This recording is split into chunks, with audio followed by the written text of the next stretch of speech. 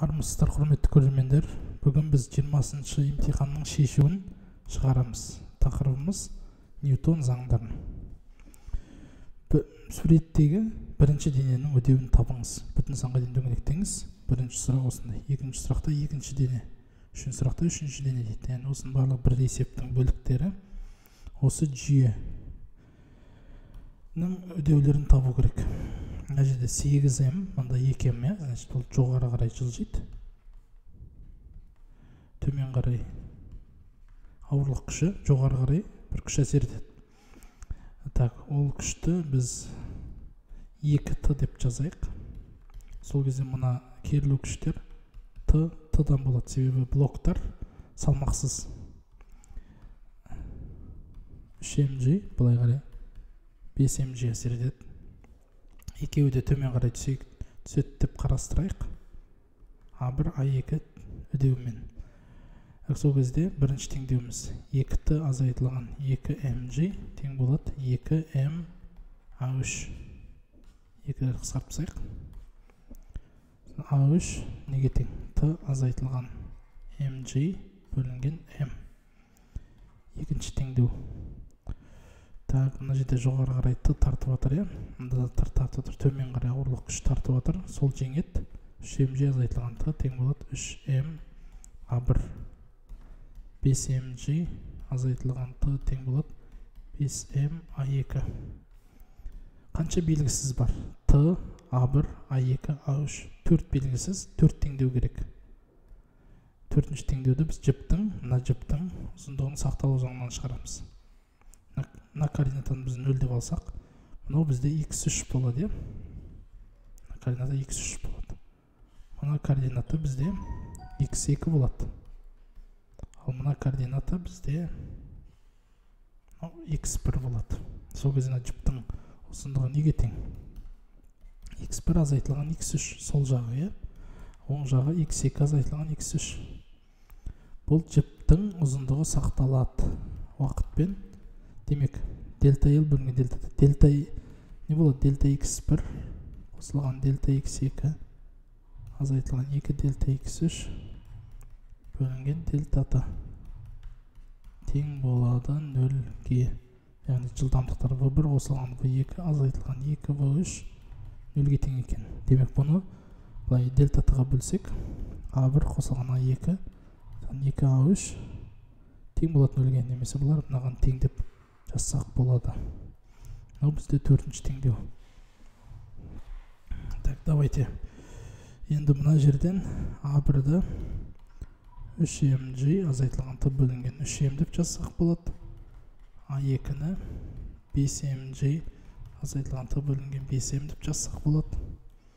Осының барлығын мына теңдеудің орнына қояйық. А1 қосылған А2 тең болады 2 А3. А1 3mg азайтылған т бөлінген 3m қосылған А2 5mg азайтылған т бөлінген 5m тең болады 2 көбейтілген А3. Ол т азайтылған mg бөлінген m. Мынаған 15-тен береміз. 3-тен, мынаған 5-тен. Ортақ бөлімдер қысқарады. Сонда 15mg азайтылған 5t қосылған 15mg азайтылған 3t тең болады 30t азайтылған 30mg.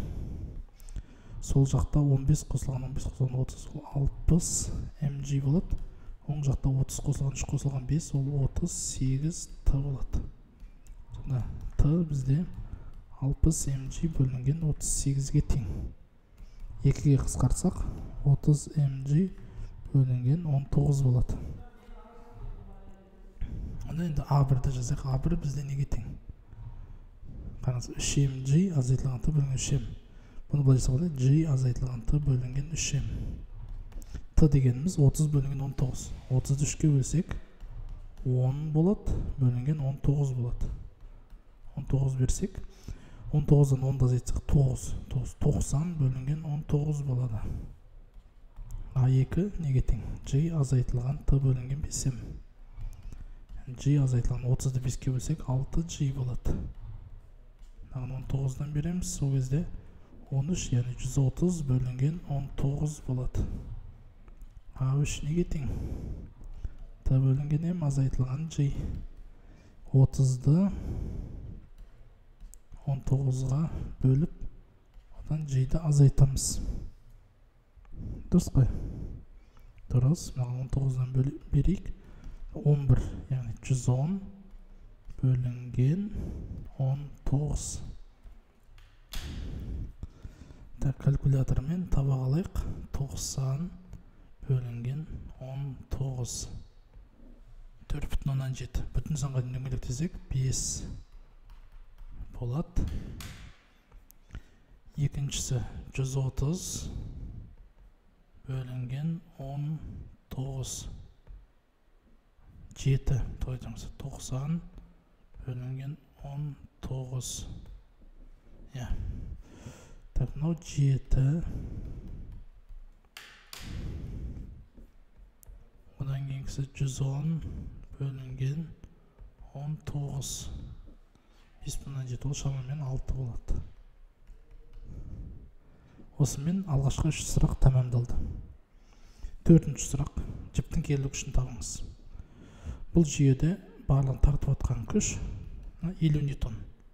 Ол қандай массаны тартып отыр? Мынаны және мынаны барлығын бірге А деген өдеуімен төмен тартып отыр. 50 ньютон тең болады. Барлығын массасы неге тең?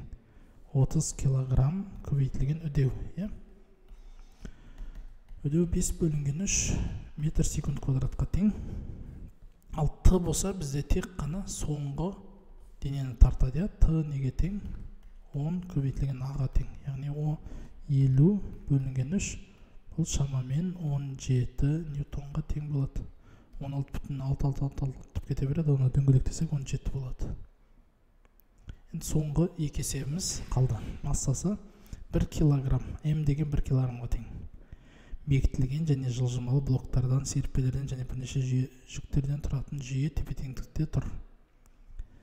Гравитация 10-ға тең, анықтаңыз дейді. М массасы қанша килограммға тең болады? Тепе-теңдікте тұрса, мына жердегі керілу күші неге тең? 9 килограмм, яғни 90 ньютон. Бұл мына екеуі бір-біріне тең. Себебі тепе-теңдікте орналасқан жүйе. Енді бұлай төмен қарай, мына жерде 10 ньютон бар, мына жақта Т2, мында Т2 керілу күші. Сонда Т1 бізде 90 неге тең? 2 көбейтілген Т2 қосылған 10. Осы жерден Т2 бізде 90 азайтылған 80 бөлінген 2 40 ньютон болады. Енді М деген массаны осы Т2 көтеріп тұр. Т2 яғни 40 ньютон неге тең? М көбейтілген G-ға тең. Масса бізде 4 килограммға тең екен. Жақсы. Енді серіппедегі серпімділік күші неге тең дейді? Жоғары қарай бізде 40 ньютон көтеріп тұр.